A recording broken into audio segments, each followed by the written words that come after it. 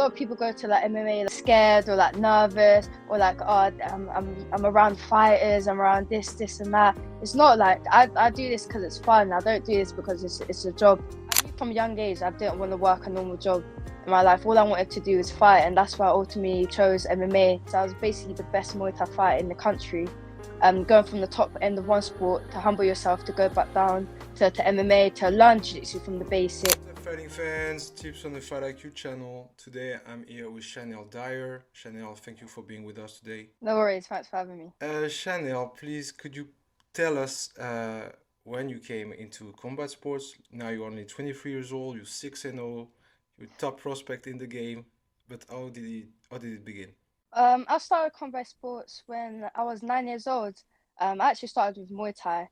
Okay. When I was younger, I used to do like every single sports. I used to do running, swimming, like street dance. I even did like ballet for like a little bit, but nothing really like stuck until I found martial arts. I just fell in love with like the discipline, the hard work, and everything that comes with it. Like the community, the friends, the traveling, the fighting, and like always improving myself. So I fell in love with Muay Thai when I was 9 years old.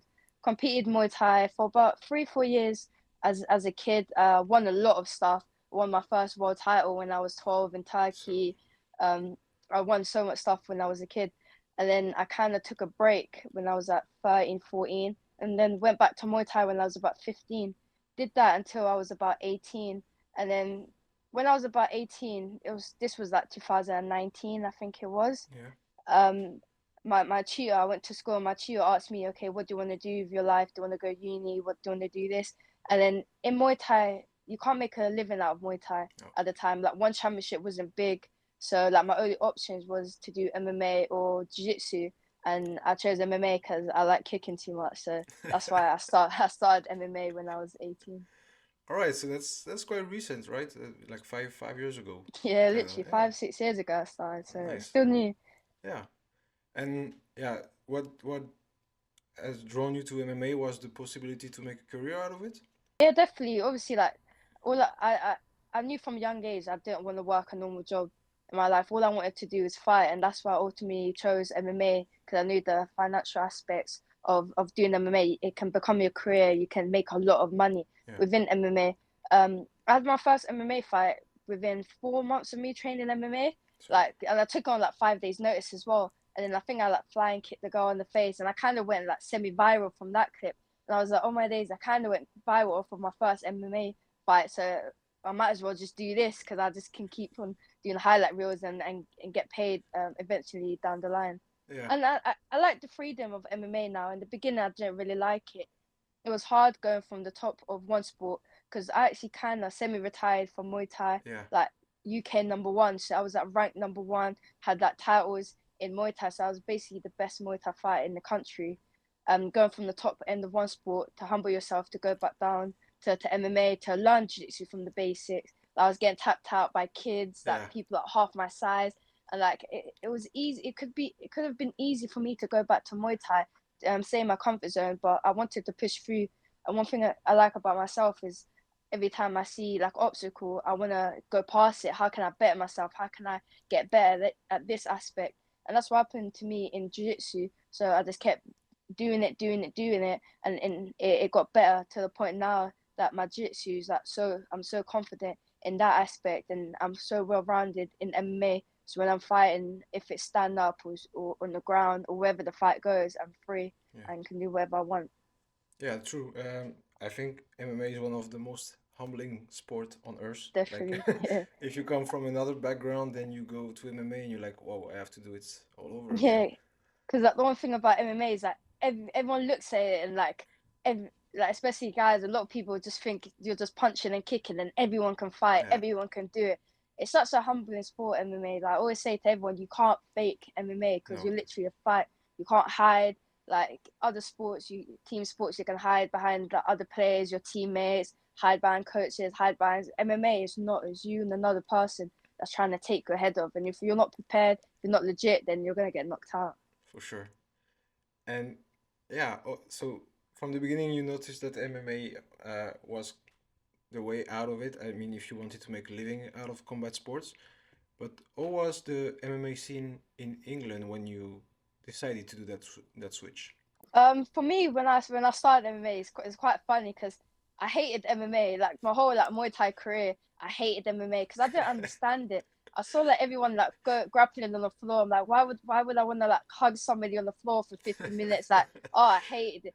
So even like when I started fighting MMA and training MMA, I didn't really watch a lot of MMA. Like I think it took me 2, 3 years into my MMA career to actually start watching UFC and fighters. So Yeah, my knowledge of the UK MMA scene was a little scarce at the time. I just watched the fighters from my gym fighting and go to their fights. So they really like inspired me in the come up. But the UK scene looking now like it's popping. Back then yeah, we had only had a few fights. I know Molly McCann, she was fighting. She was like one of the female pioneers in UK MMA. So I used to watch her as well, Corey McKenna as well in UFC. There was the two girls that's doing it for the UK female wise. But now we have so much yeah. like females and men taking over UFC now, which is great. I love talent. Yeah, that was my next question, to be honest. Like, if you had influences in women's MMA, you just answered Molly McCann, Corey McKenna, a lot of great examples to follow. Did you have also like men inspiration, people you were looking up to? Yeah, so one of my favorite fighters from like the beginning was Israel Adesanya. He's not a UK fighter, but I'm half Nigerian and he's from Nigeria as well. Hmm. So I kind of like gravitated to him since.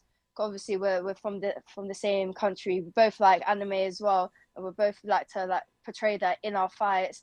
And one thing that really stuck to me is when I said before I didn't really like MMA because like the hugging and like I'm watching the striking. I'm like, why do I want to watch MMA for the striking Yeah, where I can watch Muay Thai or K1 high level striking and rather just watch that until I watched Israel Adesanya fight and just watching him and his fakes, bringing fakes into MMA, his timing, his punching, his combination. I'm like, I want to be that type of fighter. yeah, I want to bring that high level striking into world class stages like Israel Adesanya is doing. So he's like one of my biggest inspiration. He still is to this day. He yeah. still is what my one of my favorite fighters, and I don't think I could be in this position if he wasn't like doing what he was doing back then.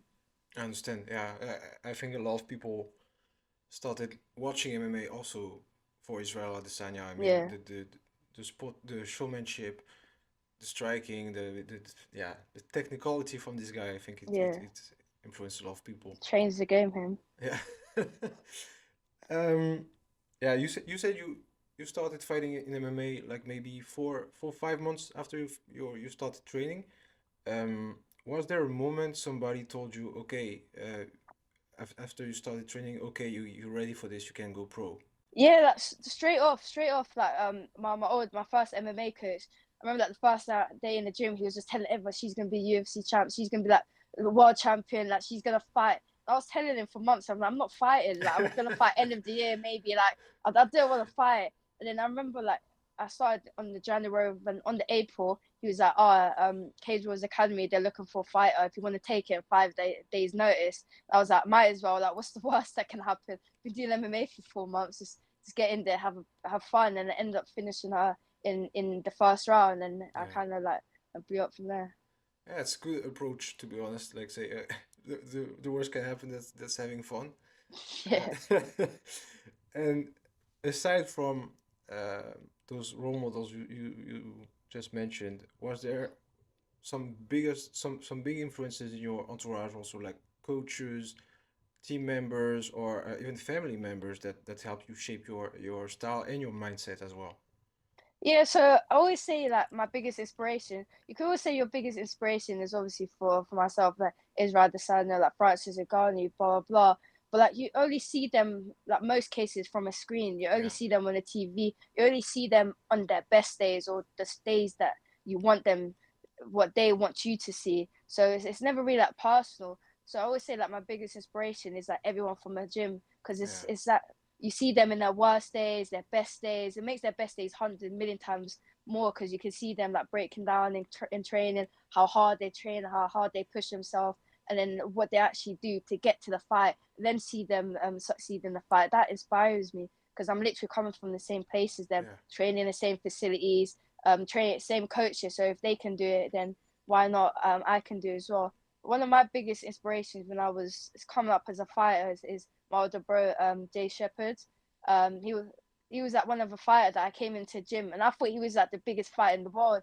As I said before, I didn't really watch UFC or like any other organization, but I'm like, this guy is so sick. Like he must be like a legit fighter, legit fighter. But he wasn't. He was still like a domestic fighter, but he Hmm. was so good. He had belts. He had like this type of aura with him that I wanted to be like that fighter. He was a nightmare, but unfortunately he passed away in Oh, 2020 and he didn't get to fulfill his dream. But we always talked, we always had the same dream. So I took on his name, the Nightmare. That's why I'm called Shanelle the Nightmare Dyer.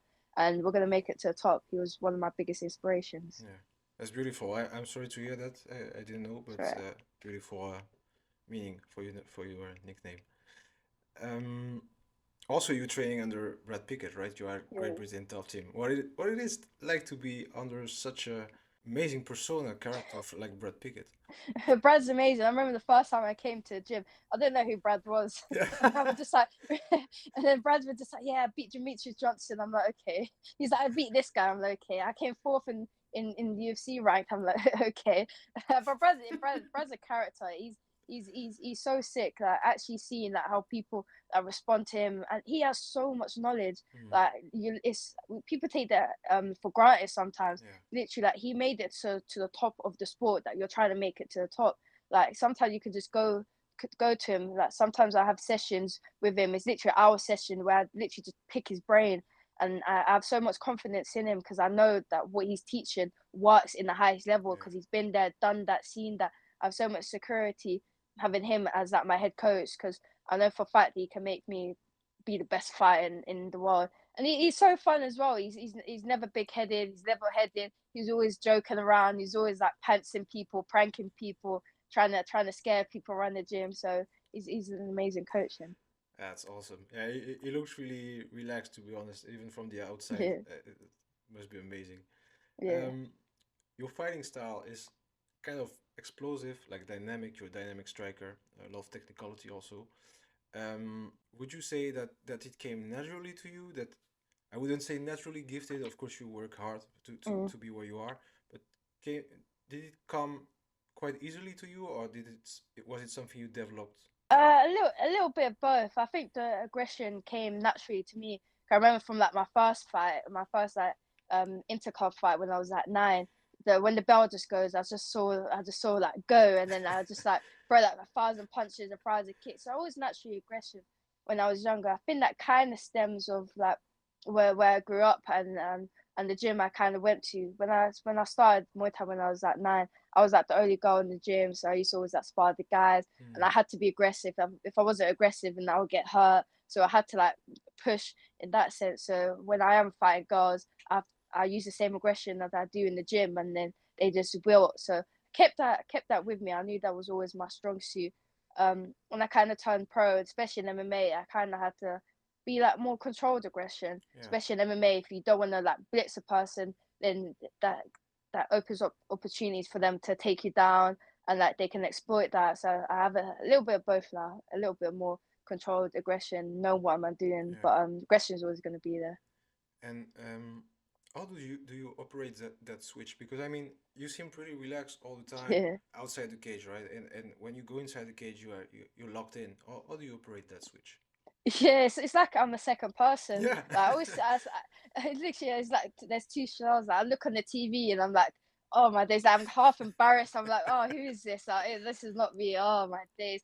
But it's like my calling, like MMA. It's like what I like to do. And Mm, I think one of the reasons why I'm so calm is because I have an outlet to let everything out, and I let everything out in MMA and in fighting. And if I don't have fighting, then think I'll just be like really frustrated and bored and like agitated, but I'm not because I have MMA to let that all out. okay, yeah, I understand.